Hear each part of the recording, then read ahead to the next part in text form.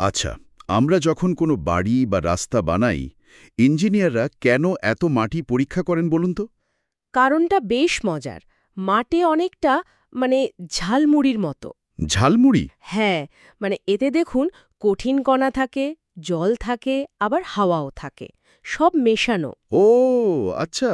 তো এই মিশ্রণটা যদি ঠিকঠাক বোঝা না যায়, তাহলে এর ওপর যাই বানানো হোক সেটা কিন্তু মজবুত হবে না। ঠিক।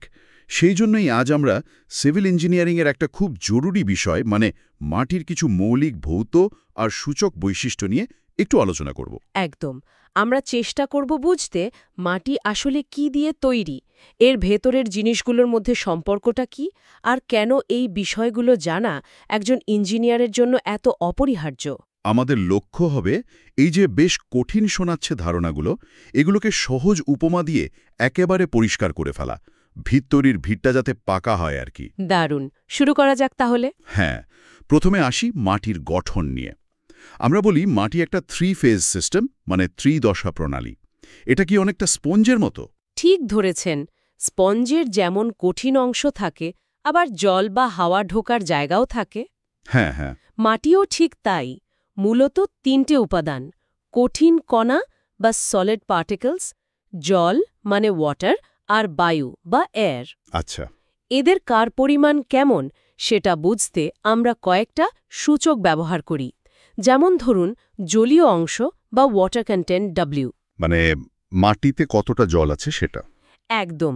এটা মাপার একটা খুব চালু পদ্ধতি হল ওভেন ড্রাইং মেথড। মাটির নমুনা নিয়ে ওভেনে শুকিয়ে নেওয়া হয়। ওজন কমে যায়? হ্যাঁ, যে ওজনটা কমল সেটাই জলের ওজন। সেখান থেকে ওয়াটার কন্টেন্ট বেরোয়। বাহ! আর কি কি সূচক আছে? আরও আছে, যেমন ধরুন ভয়েড রেশিও ই আর পোরোসিটি এন। এই দুটো দিয়ে বোঝা যায় মাটির ভেতরে কতটা ফাঁকা জায়গা বা ভয়েড আছে। ফাঁকা জায়গা তো থাকবেই, তাই না, কণাগুলোর মাঝে? অবশ্যই। আর সেই ফাঁকা জায়গার কতটা জল দিয়ে ভর্তি সেটা বোঝায় ডিগ্রি অফ স্যাচুরেশন, এস। ওহ আচ্ছা। মানে মাঠ যদি শুকনো থাকে এস কম হবে? আর বৃষ্টির পর ভিজে গেলে এস বাড়বে। ঠিক।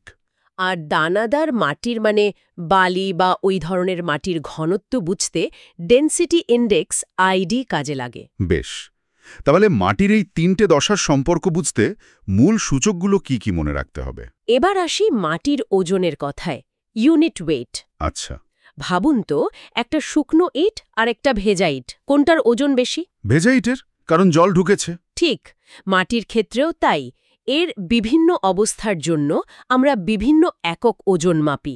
যেমন স্বাভাবিক অবস্থায়, যেমন আছে তেমন অবস্থায় মাটির যে ওজন, তাকে বলে bulk unit weight, gamma B বা গামা টি। আচ্ছা। এবার যদি মাটি থেকে সব জল শুকিয়ে নেওয়া হয়, তখন যে ওজনটা থাকে সেটা হলো dry unit weight, gamma D. ওহ, মানে জল ছাড়া ওজন। হ্যাঁ, এছাড়াও আছে শুধু কঠিন কণাগুলোর একক ওজন, গামা এস। যখন সব ফাঁকা জায়গা জলের টইটম্বর, তখন সেটা স্যাচুরেটেড ইউনিট ওয়েট, গামা স্যাট। আর যদি মাটিটা জলের নিচে থাকে তখন? তখন সেটা submerged unit weight, gamma dash. এদের মধ্যে তো সম্পর্ক আছে নিশ্চয়ই। অবশ্যই। একটা খুব দরকারি সম্পর্ক আছে, যেটা প্রায়ই লাগে। সেটা হলো ড্রাই ইউনিট ওয়েট বের করার। মানে সেটা কিরকম? Gamma D is equal to gamma B into 1 plus W. মনে রাখতে পারেন, শুকনো গামা ডি চাই, মোট গামা বিকে জলের ভাগ 1 প্লাস ডাব্লিউ দিয়ে ভাগ দাও। দারুণ তো, এটা মনে থাকবে। আচ্ছা, এই ওজনগুলো মাপে কিভাবে ফিল্ডে? দুটো খুব প্রচলিত পদ্ধতি আছে, একটা কোর কাটার মেথড, অন্যটা স্যান্ড রিপ্লেসমেন্ট মেথড। আচ্ছা, এই ড্রাই ইউনিট ওয়েটটা এত জরুরি কেন? ধরুন রাস্তা তৈরি হচ্ছে, মাটিটা ঠিকমতো কম্প্যাক্ট করা হয়েছে কিনা, মানে কণাগুলো যথেষ্ট চেপে বসেছে কিনা, সেটা এই ড্রাই ইউনিট ওয়েট মেপে বোঝা যায়। এটা মাটির শক্তি আর স্থায়িত্বের জন্য খুব গুরুত্বপূর্ণ। ও আচ্ছা। আর একটা জিনিস লাগে শুনেছি, স্পেসিফিক গ্র্যাভিটি, জিএস। হ্যাঁ, কঠিন কণাগুলোর আপেক্ষিক গুরুত্ব, ওটা পিকনোমিটার বলে একটা যন্ত্র দিয়ে মাপা হয় ল্যাবে। তাহলে মাটির ওজন বোঝাতে বিভিন্ন একক ওজনের মধ্যে সবচেয়ে জরুরি সম্পর্ক কোনটা? এরপর আসি কাদা মাটির মতো সূক্ষ্ম দানার মাটির একটা বিশেষ ধর্মে, কনসিস্টেন্সি বা সঙ্গতি। হ্যাঁ, এটা খুব ইন্টারেস্টিং। অনেকটা আটা বা কাদা মাখার মতো। মানে দেখুন, জলে পরিমাণ বদলালে কাদামাটির আচরণও বদলে যায়। খুব বেশি জল দিলে তরলের মতো হয়ে যায়। হ্যাঁ, ঘেউ ঘেউ করে। একটু কম জলে বেশ নরম, মানে প্লাস্টিক থাকে, ইচ্ছে মতো আকার দেওয়া যায়। আবার শুকিয়ে গেলে? তখন শক্ত আর ভঙ্গুর হয়ে যায়, ফেটে যায়। এই যে জলের পরিমাণের সাথে আচরণ বদলানো, এটাই কনসিস্টেন্সি। এটা মাপা হয় কিভাবে? অ্যাটারবার্গ লিমিটস দিয়ে, মানে কিছু নির্দিষ্ট জলীয় অংশের সীমা। যেমন? যেমন লিকুইড লিমিট, LL, যে ন্যূনতম জলীয় অংশে মাটি তরলের মতো আচরণ শুরু করে। আচ্ছা। তারপর প্লাস্টিক লিমিট, PL, যে ন্যূনতম জলীয় অংশে মাটি প্লাস্টিক থাকে, মানে রোল করে সুতোর মতো বানালে ভেঙে যায় না। ও। আর আছে শ্রিঙ্কেজ লিমিট, SL, এর চেয়ে কমালে মাটি শুকলেও আর আয়তনে কমে না। এই লিমিটগুলো থেকে কি কিছু বোঝা যায়? হ্যাঁ, যেমন ধরুন লিকুইড লিমিট আর প্লাস্টিক লিমিটের পার্থক্য, মানে PI বা plasticity index, PI = LL, PL, এটা বোঝায় মাটিটা কতটা জলীয় অংশের পাল্লার মধ্যে প্লাস্টিক থাকে। তার মানে ইট তৈরির জন্য কাদামাটি কতটা উপযুক্ত বা কোনো গর্ত ভরার জন্য মাটিটা কেমন হবে সেটা এই লিমিটগুলো থেকে বোঝা যাবে। একদম ঠিক। অ্যাটারবার্গ সীমাগুলো মাটির জলীয় অবস্থা আর ব্যবহারের উপযোগিতা বুঝতে কিভাবে সাহায্য করে। এবার একটু দেখা যাক মাটির ভেতরের কণাগুলো সব কি একই মাপের নাকি আলাদা? না না, মোটেই এক মাপের নয়। বিভিন্ন মাপের কণা মিশে থাকে। এটাকে বলে পার্টিকল সাইজ ডিস্ট্রিবিউশন। এটা জানা দরকার কেন? কারণ মাটির অনেক ইঞ্জিনিয়ারিং ধর্ম, যেমন জল ধারণ ক্ষমতা, ভার বহন ক্ষমতা, এগুলো কণার আকারের ওপর খুব নির্ভর করে। এটা কিভাবে মাপা হয়? চালনি দিয়ে চালার মতো? অনেকটা তাই। মোটা কণাগুলোর ৭৭ মাইক্রন জন্য আমরা বিভিন্ন মাপের চালনী বা সিভ ব্যবহার করি। এটাকে বলে সিভ অ্যানালিসিস। আর খুব সূক্ষ্ম কণাগুলো যেগুলো চালনি গলে বেরিয়ে যায়? সেগুলোর জন্য লাগে সেডিমেন্টেশন অ্যানালিসিস। এটা স্টোকসের সূত্রের ওপর ভিত্তি করে কাজ করে। মানে কণাগুলো জলে কতটা তাড়াতাড়ি থিতিয়ে পড়ছে সেটা দেখে মাপটা বোঝা যায়। এই সব তথ্য দিয়ে কি করা হয়?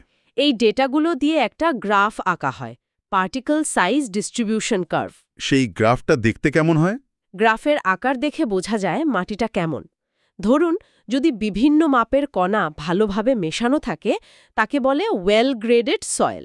আর যদি প্রায় একই মাপের কণা বেশি থাকে?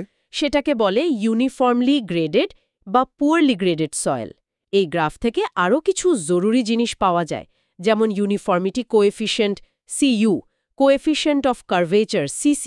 এগুলো গ্রেডিং বুঝতে সাহায্য করে। তার মানে ভালো কংক্রিট বানাতে যেমন বিভিন্ন মাপের বালি পাথর মেশানো দরকার, মাটির ক্ষেত্রেও এই গ্রেডিংটা জরুরি? খুবই জরুরি। কণার আকার বিতরণ রেখা থেকে মাটি সম্পর্কে ঠিক কী ধরনের ইঞ্জিনিয়ারিং তথ্য আমরা পাই। এত রকম মাটি, এত রকম বৈশিষ্ট্য, এগুলো মনে রাখা তো কঠিন। ইঞ্জিনিয়াররা কি এগুলোকে কোনো ভাগে ভাগ করেন, মানে ক্লাসিফাই করেন? হ্যাঁ, অবশ্যই করেন। ক্লাসিফিকেশন খুব দরকারি।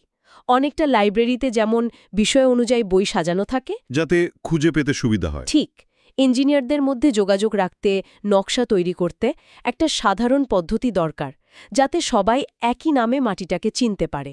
ভারতে আমরা কোন পদ্ধতি ব্যবহার করি? আমরা মূলত ব্যুরো অফ ইন্ডিয়ান স্ট্যান্ডার্ডস বা BIS পদ্ধতি ব্যবহার করি, যা IS 1498 কোডে দেওয়া আছে। এটা কিসের উপর ভিত্তি করে তৈরি? এটা মূলত দুটো জিনিসের উপর জোর দেয়। এক, কণার আকার, মানে মোটা দানা না সূক্ষ্ম দানা। আর দুই, যদি সূক্ষ্ম দানা হয় তবে তার প্লাস্টিসিটি বা নমনীয়তা কেমন, মানে অ্যাটারবার্গ লিমিটস। কয়েকটা উদাহরণ দেবেন? যেমন ধরুন, WG মানে ওয়েল গ্রেডেড গ্র্যাভেল, SP মানে পোললি গ্রেডেড স্যান্ড, MH মানে হাই প্লাস্টিসিটি সিল্ট, CL মানে লো প্লাস্টিসিটি ক্লে। এরকম অনেকগুলো গ্রুপ আছে। তাহলে মাটির রিপোর্ট দেখলে এই কোড দেখেই বোঝা যাবে মাটিটা কেমন, বাড়ির ভিত কেমন হবে সেটা ঠিক করতে এটা কাজে লাগে। একদম। এই ক্লাসিফিকেশন ভিতের নকশা বা রাস্তা তৈরির মতো অনেক কাজেই অপরিহার্য। তাহলে বলুন তো, ইঞ্জিনিয়ারিংয়ের কাজে মাটির শ্রেণীবিন্যাস কেন এত জরুরি? তাহলে আজকে আমরা মাটির 3টে দশা, মানে সলিড, ওয়াটার, এয়ার সিস্টেম, তারপর তার বিভিন্ন রকম একক ওজন, অ্যাটারবার্গ লিমিটস দিয়ে তার কনসিস্টেন্সি বোঝা, কণার আকার কিভাবে মাপা হয় আর তার গুরুত্ব, এবং সবশেষে এই সব কিছুর ভিত্তিতে মাটির শ্রেণীবিন্যাস নিয়ে কথা বললাম। হ্যাঁ, আর এই ধারণাগুলো ব্যবহার করেই কিন্তু ফিল্ডের বিভিন্ন সমস্যার সমাধান করা হয়। যেমন ধরুন বাল্ক ডেনসিটি আর ওয়াটার কন্টেন্ট থেকে ড্রাই ডেনসিটি বের করা, বা ভয়েড রেশিও থেকে পোরোসিটি জানা, এগুলো প্রায়ই লাগে। ঠিক। দেখুন, এই মৌলিক বিষয়গুলো কিন্তু শুধু পরীক্ষায় নম্বর তোলার জন্য নয়, এগুলো ভারতে নিরাপদ, টেকসই পরিকাঠামো, মানে রাস্তাঘাট, বাড়িঘর, ব্রিজ তৈরির একেবারে গোড়ার কথা, তার ভিত্তি। আর একটা কথা মনে রাখতে হবে, আমাদের জলবায়ু বদলাচ্ছে, নতুন নতুন নির্মাণ প্রযুক্তি আসছে। এই সময়ে দাঁড়িয়ে মাটির আচরণ আরও গভীরভাবে বোঝাটা কিন্তু একজন সিভিল ইঞ্জিনিয়ারের জন্য সারা জীবনের শিক্ষা। শেখার আগ্রহটা, জানার চেষ্টাটা সবসময় জারি রাখতে হবে। একদম ঠিক। মাটির জ্ঞান ছাড়া তো শক্তপোক্ত নির্মাণ অসম্ভব। দারুণ বলেছেন। আর শেষে একটা প্রশ্ন শুধু ভাবার জন্য রেখে যাই। বলুন। ভবিষ্যতে এই যে ম্যাটেরিয়াল সায়েন্স বা ধরুন আর্টিফিশিয়াল ইন্টেলিজেন্স, এগুলো কিভাবে মাটির এই বিশ্লেষণ বা ক্লাসিফিকেশনের পদ্ধতিগুলোকে আরও উন্নত, আরও দ্রুত বা হয়তো একেবারে অন্যরকম করে দিতে পারে, ভাবুন তো